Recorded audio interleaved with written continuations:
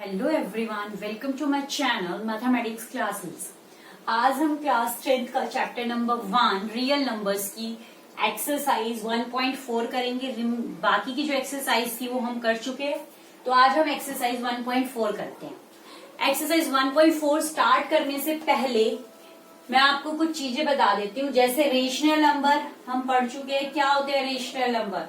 जो P/Q की form में रिप्रेजेंट होते हैं, जहां पे P एंड Q क्या होते हैं? इंटीजर्स होते हैं और Q की वैल्यू कभी भी 0 नहीं हो सकती। तो अब रेशनल नंबर जो है, या तो वो क्या होंगे? टर्मिनेटिंग होंगे, या तो वो टर्मिनेटिंग होंगे या फिर नॉन टर्मिनेटिंग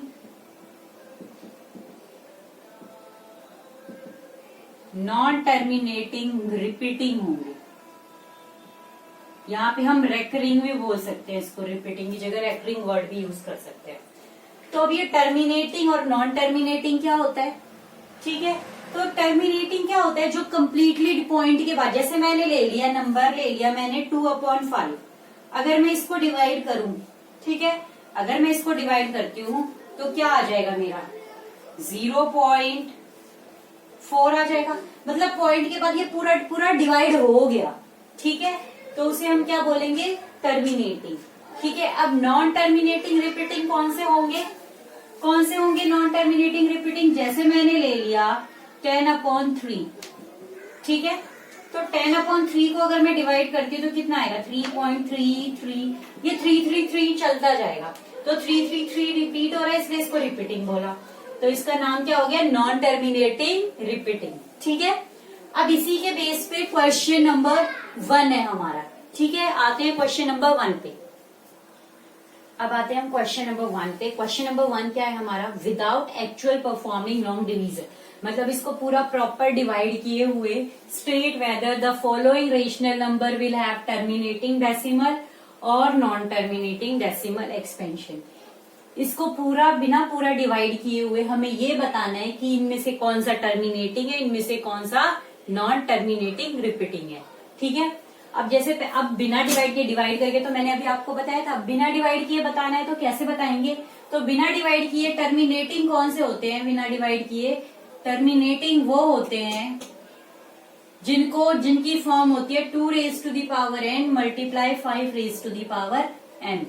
ये नहीं है कि दोनों, मतलब ये दोनों हो सकते हैं या फिर सिर्फ एक भी हो सकता है, सिर्फ 2n भी हो सकता है और 5m भी हो सकता है। ठीक है, लेकिन फॉर्म जो होनी चाहिए वो ये बननी चाहिए। अगर यहाँ पे 7 आ जाता है तो वो किस में आ जाएगा? नॉन टर्मिनेटिंग में। नॉन टर्मिनेटिंग में कौन से हो जाएंगे? जैसे मैं इसके साथ मतलब not in the form of 2m 5 ठीक है, इनके फॉर्म में, इस फॉर्म में है तो टर्मिनेटिंग कहलाएंगे। अगर इस फॉर्म में नहीं है, इस फॉर्म में है तो नॉन टर्मिनेटिंग कहलाएंगे। ठीक है, अब जैसे फर्स्ट पार्ट है, इसको क्या लिख सकती हूँ मैं? 13 एज इट इज। और क्या होना चाहिए इस फॉर्म में? जो ये है डिनोमिनेटर चेक करेंगे हम, क्या होना चाहिए इस फॉर्म में? डिनोमिनेटर। तो जैसे मैंने लिखा 13, अब इसको क्या लिख सकती हूँ मैं? इसको मैं लिख सकती हूँ 5 लिख सकती हूँ, लिख सकती हूँ ना 5 तो मतलब क्या है? ये इस फॉर्म में है। किस फॉर्म में? मैंने क्या बोला था? या तो सिर्फ ये अकेले हो, या सिर्फ ये अकेले हो, या दोनों ही हो, इनके अलावा और दूसरा नहीं होना चाहिए। ठीक है, तो ये सिर्फ अकेले है। ठीक है, सो हम क्या कह सकते हैं? सो डिनोमिनेटर जो है वो किस फॉर्म में है? Denominator is in the form of what? किस फॉर्म में denominator? 5m। So this is what? टर्मी। So it is what? Terminating. तो ये क्या हो गया मेरा? टर्मिनेटिंग हो गया। ऐसे ही ये देखते हैं, इसको क्या लिख सकती हूँ मैं? 17। डिनोमिनेटर यहाँ पे क्या लिख सकती हूँ? 2 लिख सकती हूँ, लिख सकती हूँ ना 2 तो यहाँ पे अब इसको क्या करेंगे? यहाँ पे क्या है? डिनोमिनेटर जो है, denominator is in the form of what? 2 raise to the power n, 2 raise to the power n की फॉर्म में आ रहा है। तो मैंने क्या बोला था, या तो ये हो सिर्फ, या सिर्फ ये हो, या दोनों हो, इसके अलावा कुछ नहीं होना चाहिए। तो क्या कहलाएगा, टर्मिनेटिंग। तो लिखेंगे सो it is terminating, so it is terminating. अब ये है, इसको 64 एज इट इज, अब डिनोमिनेटर इसको लिखना है मुझे। अब इसमें मुझे ऐसे डायरेक्ट नहीं पता चल रहा, तो जिनमें डायरेक्ट ना पता चले तो हम क्या ले लेते हैं, प्राइम फैक्टराइजेशन निकालते हैं। 455 है, ठीक है। किससे स्टार्ट करेंगे, स्टार्ट करते हैं 5 से ही, 5 9 जा, ठीक है। उसके बाद किससे जाएगा, 5 1 जा। अब किससे जा रहा है, 7 1 जा, 7 3 जा, 13 1 जा। तो ये आ गए मेरे पास, क्या क्या आए हैं, 5 मल्टीप्लाई 7 मल्टीप्लाई 13। अब मैंने क्या बोला था, या तो सिर्फ 5 raise to the power m हो, या सिर्फ 2 raise to the power n हो, या फिर दोनों हो, तभी क्या कहलाएंगे, टर्मिनेटिंग। पर यहाँ तो मेरे पास क्या आ रहा है, 7 भी आ रहा है और 13 भी आ रहा है, मतलब ये फॉर्म नहीं है। तो इसको क्या बोलेंगे हम, डिनोमिनेटर लिख लेते हैं पहले। डिनोमिनेटर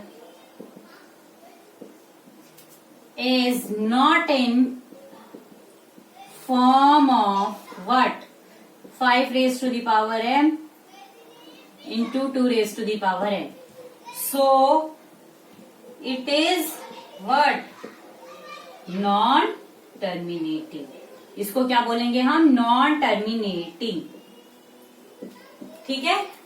अब आते हैं नेक्स्ट क्वेश्चन पे, क्वेश्चन नंबर 2 पे। क्वेश्चन नंबर 2 क्या है हमारा, write down the decimal expansion of those rational number which have terminating decimal expansion. मतलब जो पार्ट्स हमें क्वेश्चन नंबर 1 में दिए हुए थे, ठीक है, उसी को हमें क्या करना है, जो टर्मिनेटिंग है उसको डेसिमल की फॉर्म में लिखना है। तो हमने प्रूफ कर लिया था, वही पार्ट्स ले रही हूं मैं, 3 पार्ट्स लिए थे मैंने। तो पहले वाला मैं कर चुकी थी कि टर्मिनेटिंग है मीन्स जो पहले वाला आया था वो मेरा किस फॉर्म में आया था, 13/5 रेज टू दी पावर 5, यही फॉर्म थी, यही फॉर्म थी। तो इसको मेरे को क्या करना पड़ेगा, ये टर्मिनेटिंग आ गया था तो इसको मेरे को डेसिमल एक्सपेंशन में लिखना है। तो जैसे मैंने लिखा 13, ठीक है, तो हम क्या करेंगे, इसको इस फॉर्म में डिनोमिनेटर को बना लेंगे, जैसे 10 हो गया, 100 हो गया, 1000 10,000, मतलब इस फॉर्म में, ताकि जो डेसिमल हो वो लिखना इजी हो।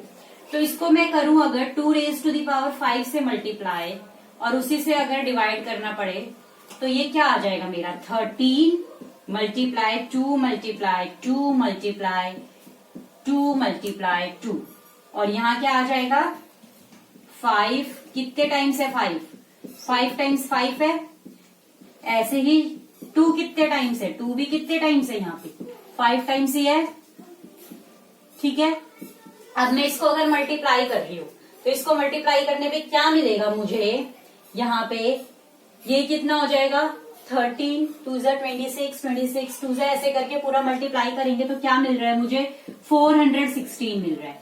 यहाँ पे अगर देखूं तो 5 है, तो 5 2 10 5 2 10 5 2 10, तो ये किस फॉर्म में मिलेगा मुझे, 1 2 3 4 5, ये मिल गया मेरे को। अब इसको डेसिमल में लिखना इजी है, तो कैसे लिखेंगे, 4 1 6 लिखा, कितनी जीरोज है, 1 2 3 4 5 है, तो 1 2 3 4 5, यहाँ डेसिमल लगाया तो ये हो गया डेसिमल एक्सपेंशन इसका, ठीक है। अब इसमें आते हैं, सेम वही, ये भी क्या था, टर्मिनेटिंग था, तो 2 रेज टू दी पावर 3 लिखा था मैंने यहाँ पे। अब मैं इस पे आती हूँ, तो 17/2 रेज टू दी पावर 3 है, तो इसको किससे करना पड़ेगा, 5 रेज टू दी पावर 3 से, तभी तो वो फॉर्म बनेगी ना, 10 100 इस टाइप वाली फॉर्म। ऐसे ही यहाँ पे करेंगे तो ये कितना आ जाएगा मेरा, मल्टीप्लाई करेंगे इसको,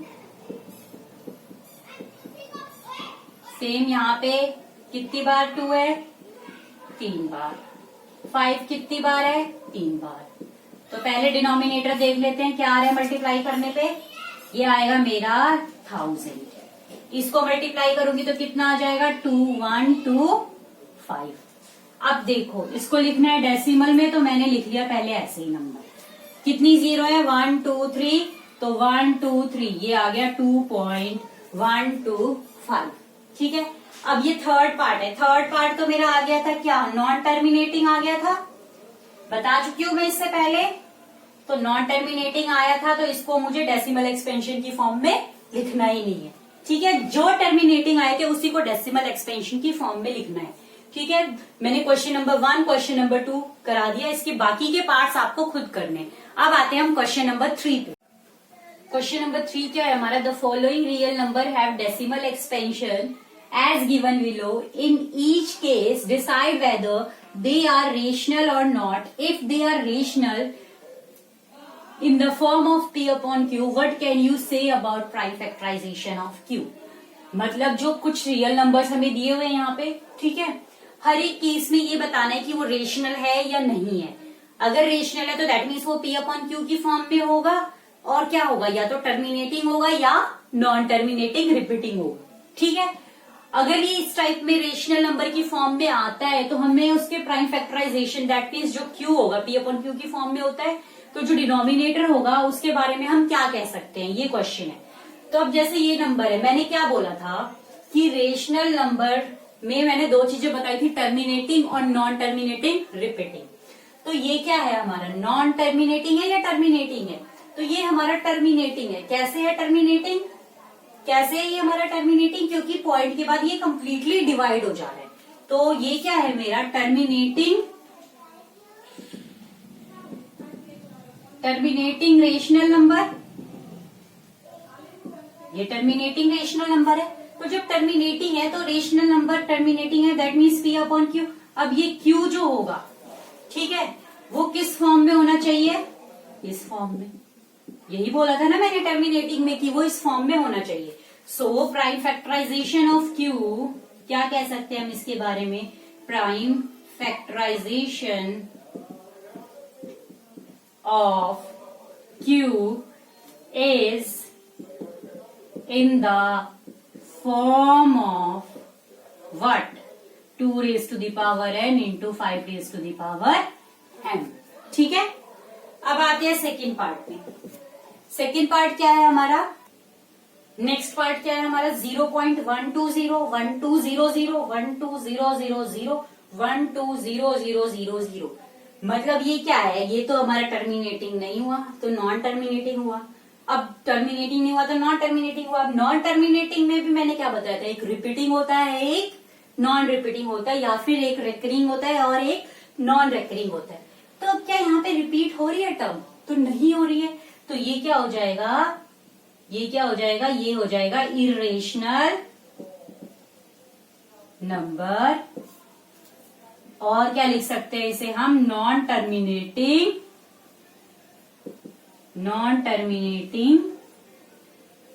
नॉन रिपीटिंग।